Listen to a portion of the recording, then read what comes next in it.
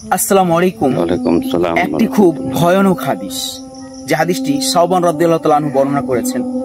রাসূলুল্লাহ সাল্লাল্লাহু আলাইহি ওয়াসাল্লাম বলেছেন যে আমি আমার উম্মতের এমন লোকের কথা জানি যারা তিহামার সাদা পর্বতমালার মতো পাহাড়ের সমপরিমাণ তারা নেক আমল নিয়ে কিয়ামতের দিন হাজির হবে, কিন্তু আল্লাহ তাআলা তার ওই নেক আমলগুলোকে বিক্ষিপ্ত ধূলিকণার নাই বাতাসে উড়িয়ে দেবেন।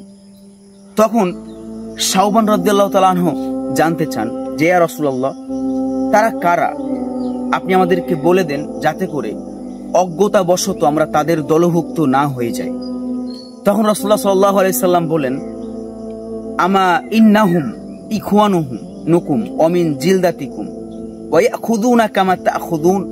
তারা তোমাদেরই ভাই এবং তোমাদেরই সম্প্রদায়ের লোক এবং তোমাদের মতোই তারা রাতের বেলায় ইবাদত করে, অনেক আমল করে, কিন্তু যখন তারা দিনের বেলায় নির্জনে একাকিত্বে তারা অবস্থান করে তখন তারা হারাম কাজে লিপ্ত হয়। আমরা যেন তাদের দলভুক্ত না হয়ে যায়। আল্লাহ যেন আমাদেরকে তাদের দলভুক্ত হওয়া থেকে হেফাজত করেন। আসসালামু আলাইকুম।